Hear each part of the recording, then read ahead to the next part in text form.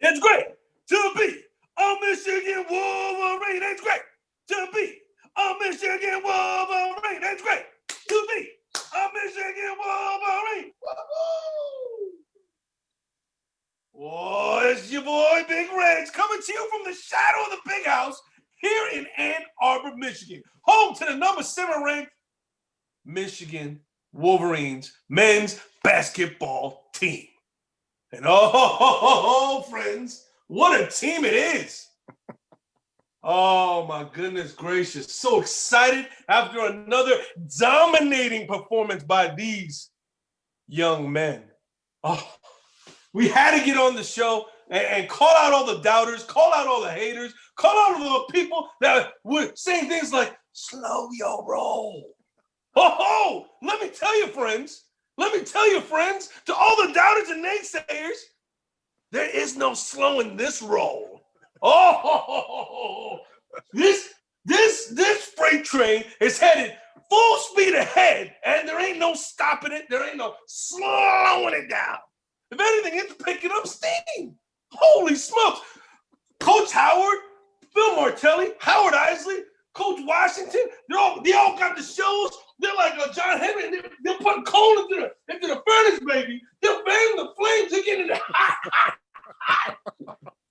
Oh, and I'm here for it. I'm here for every single step of the way. I don't want to say I told you so to all the people. I don't want to be that guy. But you know what? You know what I have to say, though? You know what I have to say? I got to say, you know what? I got to be like Birdman going into the Breakfast Club. Put some respect on that name. Put some respect on that name. Yes, sir. Oh, for those who don't know, Michigan has entered into college basketball history, become the first team ever college basketball history to beat a ranked opponent, or I should say, by winning 3 straight games over ranked opponents by at least 20 points. 3 in a row. That's the way to go. So I raised my Knob Creek for the first time tonight to this historic achievement. Oh, man, I got so hyped up, I didn't even introduce anybody yet. Why are we here? First, as always, get it out in his throwback Trey Burke uni, the one, the only producer, JB. Yo, we're almost there, folks. Make sure to keep those vaccines rolling. Keep yourselves safe out there. There you go. Keep those masks high and tight. Shout out to your mom's house. Next, we have one of the doubting Thomases coming back. One of the people that wanted us to not do a repeat of our over exuberance from the football. They thought the football program and this program were somehow equivalent, and we're seeing that no, it's not the case at all. But one of the doubters is back to try and somehow defend himself. The one, the only, JC from Sunnyside. Come on, Big Reg. We're one Michigan nation. I don't appreciate you trying to be so divisive. Why are you trying to be so divisive on a special historic night? Let's enjoy it. Wow. You make a good point. I'm just going to say we have to be the bigger people, the people that believe in this team from the get-go, unlike certain people that didn't believe in this team from the get-go. We have to be bigger than that, and we have to, you know what, open up the tent and let everybody in at this point. So, fine. I will raise my glass to being more inclusive, despite all the people that doubted. Asterisk. Anyway, the next person that wanted to throw a little bit of cold water on this party, the one, the only, nameless guest. What are you talking? Come on, roll that tape back. What are you talking? We did. Holy smokes. What are you talking? First of all, I am a little impressed with Sunnyside's subdued nature there. He softened you up there, Big Reg. Didn't come out roaring. Who, me or him? Sunnyside. Just that was not as much as I was anticipating, but I think there's a lot more coming in the next segment from Sunnyside. Me, as you can see, I'm just joining. About to hit the slumber, but I didn't want to miss out in the revelry and the celebration because these are special times. we cannot miss a moment and just cherish every bit of it. So I joined the brethren, and yet another good one. I raised my glass to that. Oh, the last football video we made, we were talking about how we didn't make any more memories with the football team anymore. But this basketball program has been coming up in spades when it comes to creating these moments that we could all cherish together. So in the spirit of inclusion, I raise my now creek to the fine job that Coach Washington and the staff and these young men are doing. But moving on, let's get to this specific game. This game where we took on the number 9 ranked Wisconsin Badgers. Everybody said this was going to be one of the key tests before they could start believing in the squad. And man, oh man, did this Michigan squad answer the bell. What started as a tight contest between these top 10 teams soon turned into a runaway for the Michigan Wolverines. The Wolverines went on a, what was it, 43-6? 42-6, I think, run. 42-6 run, putting the game out of reach early in the second half. Oh my gosh, gentlemen, when you were watching this game, what impressed you the most about how this team was getting the job done? I'm not gonna toot my own horn because I'm sure there's gonna be video replays of what I said exactly. But I told you this team was special. I told you I had a good feeling about this team. And all throughout this game, even though it was tight in the beginning and teams were kind of filling each other out, there was a sense of calm, of Zen tranquility, knowing that this team would continue to just throttle them down. I mean, they were stuck on 26 points for, I think, like 8 minutes straight. It was ridiculous. I have that feel. I'm wearing this throwback Trey Burke jersey because this is the jersey I got after our first final run. And then the second time we went for the run, I had this jersey on. And this jersey is coming now for the third time. Because we're going to go for a run, boys. We're going to go for a run. I'll raise my glass to that. More runs. But before I talk about what impressed me the most, I just want to say, unnamed guest, the reason I was subdued is because that was just introductions. I didn't know if I was going to get introduced. But, I was waiting for about, good 5-10 minutes. Finally got introduced. I was a little shocked. So, there's a little bit of, shadiness going on, like a 60-second notice about the show for us to come on. I mean, that's a little shady, but nevertheless, we are here because we are one Michigan nation. So what impressed me the most about this team is what's been impressing me throughout the entire season, okay? This idea that I've tempered my expectation. I've said that this was an elite team. I've said that. I've gone on record to say this is an elite team, a legit top 10 team. I'm going to say this, out of my 25 years of watching Michigan basketball. Wow.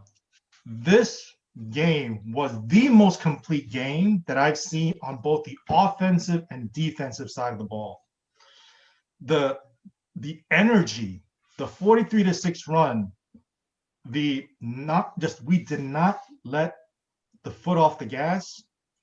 During that 43-6 run, they shot 10% from the field. 10%.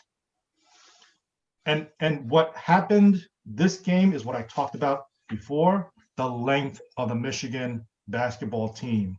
The guards, Shondy Brown, the energy, Franz Wagner, not just the breakaway dunks, the steals, but all of the tip passes that disrupted their offense. Every single facet of the game, it was a special night. We were up 40 at one point against a top 10 team. This team is elite. Watch out. All the other college basketball teams, watch out come March.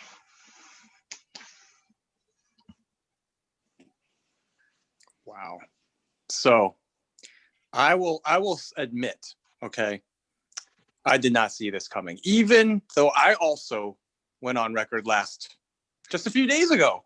Elite. I said top 8. Whoa.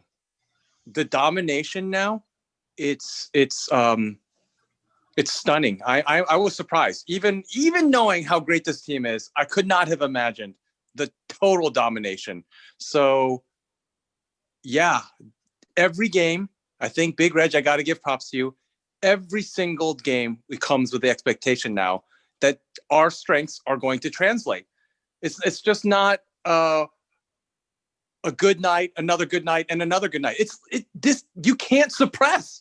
Like, I don't want to get too far ahead of ourselves. Like, we will just get into a battle of one-upsmanship and say, oh no, championship, best team ever, or whatever. You know, I mean, anyone could throw out superlatives, but we're just witnessing like a shockingly surprising super elite team. I mean, that's just where I'm like taken aback.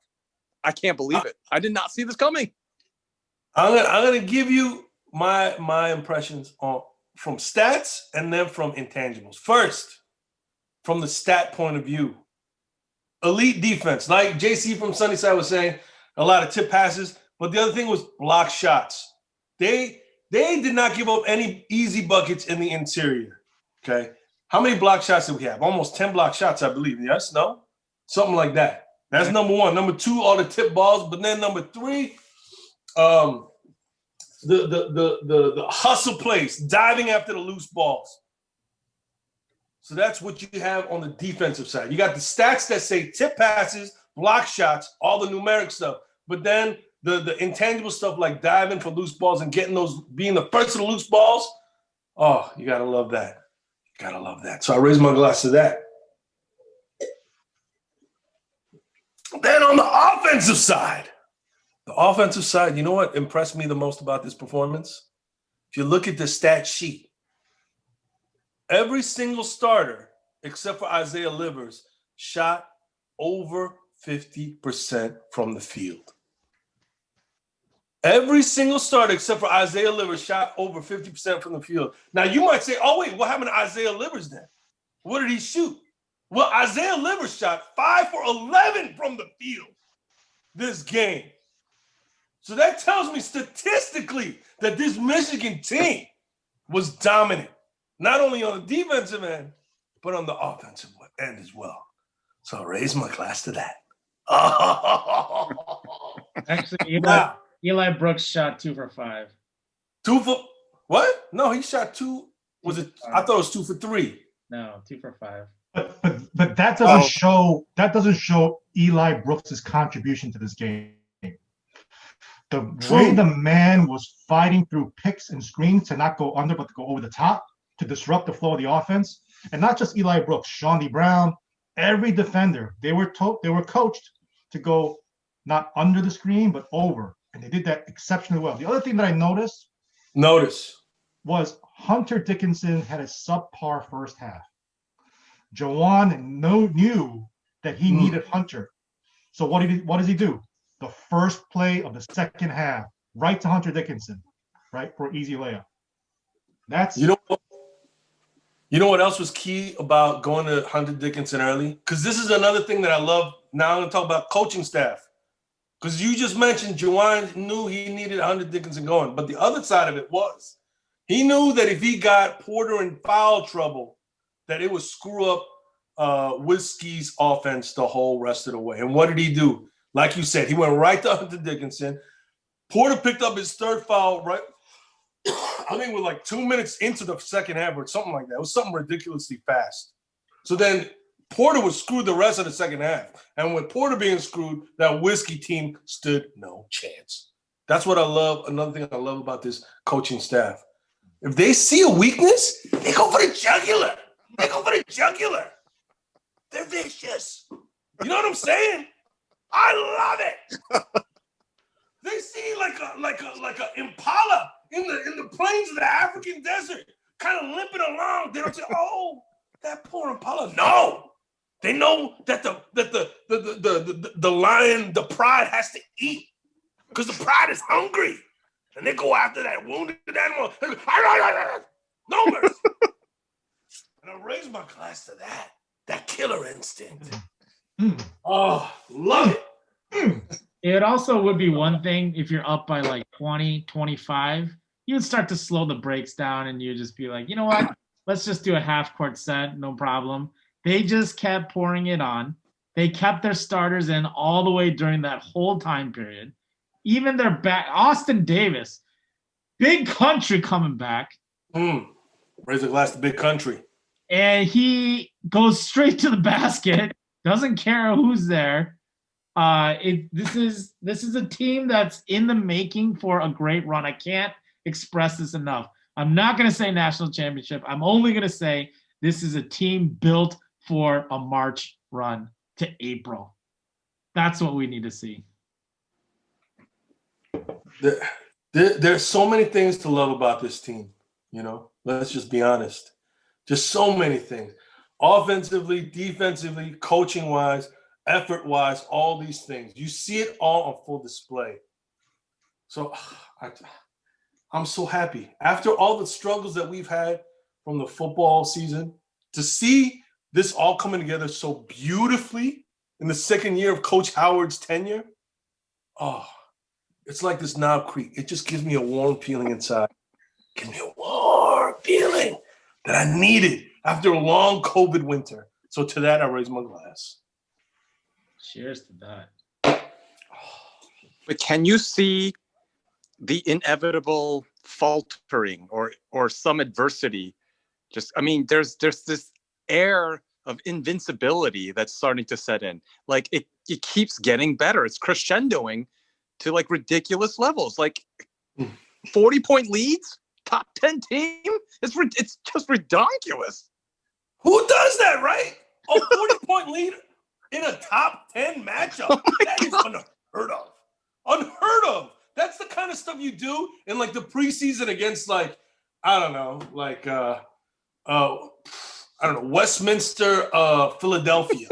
I don't know. You know what I'm saying? That's the kind of lead you have against those kind of squads, not against a top 10 ranked opponent from the Big Ten. But that's what we're doing. We are dominating the competition from the toughest basketball conference in America. And to that, I raise my glass. Go blue. I was reminded all throughout this game that I was told previously to slow my roll. I was told to kind of temper my expectations. Kind of like, you know, producer JB is just going off on his you know, fantasy imagination, but seeing it realized, seeing the coaching, seeing the bench mob is going crazy right now, supporting this team. Juwan himself, you can hear him on TV. You can hear Coach Howard on TV screaming louder than the bench mob, cheering on his players. I mean, that's the sign of a great head coach. I don't know how else to say it, but JH stands for Juwan Howard, the real coach of Michigan. All right. Wow, those digs just don't stop. It's episode to episode carryover. Oh, love it. We were flying high a little bit, and you know, just had to. That's the only damper of the night. Whoa, deflate that a little bit. My goodness.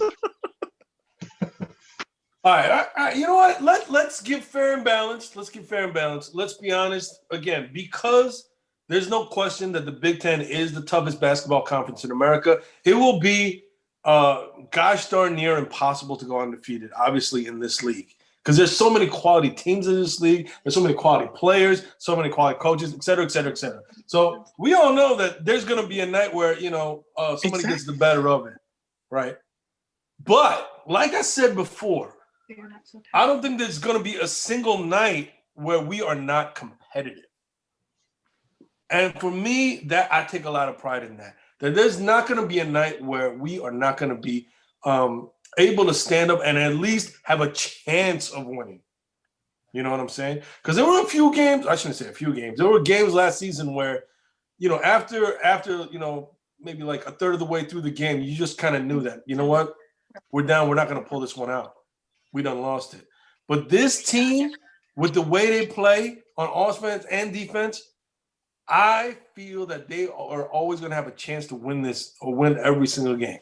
Every single game. Because we're so disruptive. We're so disruptive. Right? From the minute they pass half court, Shawnee Brown just on you. Right? Just love the shuffling of the feet. Shuffle the feet. Right? Their point guard couldn't get past him. Disrupting the offense, our length, just tipping the ball all over the place, blocking shots, getting into the passing lanes, fighting over picks. And it's relentless. That's one thing I love about Shawnee Brown especially, is like he almost takes it personally offensive if you try to score. You know what I mean? Because remember that one block he had, I think it was in the second half, where he came over to the help side. Dude had beaten, I forgot who he beat off the dribble. But then Shawnee came out of nowhere and got the block. Because he was like, no, bro, that ain't going to fly here in this house. That's not going to fly here in this house. And the enthusiasm they showed at the enthusiasm they showed at the end of the half when they couldn't even get a shot off. Yes. Right? Raise my glass to that. I'm telling you, this team has got a something. And again, we can't expect them to go undefeated, but we can definitely expect them to be more than competitive every single night. Night in, night out. So that raised my glass. Oh, this is now empty. That's how much I've celebrated this victory. One more thing. What do we got? Bring it up. Looking to the future, right? Our number one recruiting class coming in. All 6 recruits moved up in their rankings today. All 6. This guy did his research, man. Raise my glass to that. These kids, you know what? That just is indicative of the type of kids that we've gotten on this team and that we are recruiting. That they don't settle for what they've already achieved. That they keep pushing on to improve. Every game, every practice, every opportunity they have to make it better than the one before. So to that, I'll raise my glass. Oh, final thoughts, gentlemen? We got a packed end of season schedule. A lot of the higher ranked teams that we play against are going to be coming in February. So I love how we're going right now. I know some people are scared because they're like, if you fly too high now, then in March you're not going to be able to run the tables. But hey, let's win the games now, right? Let's get the depth going and maintaining those things. And I think, again, that just means for a wonderful run in March to a Bball. I can't argue with that. Like, this was another game where we blew them out and we had a chance to get a lot of dudes in the game. You know what I mean? Like Zeb Jackson, the times that he's played now, he's looking more and more comfortable every single game. So those kind of opportunities, those kind of things for guys to get in there and make their own impact, make their own way. Oh, man. This is all shaping up beautifully. It's all just kind of building on one on top of the other. You know what I mean? Building block. It's like new kids on the block. Step by step. Ooh, baby. Gotta get to the championship. Step by step. Ooh, baby. I can't remember the rest of the words. But you remember? Step one. We can have lots of fun. Step two.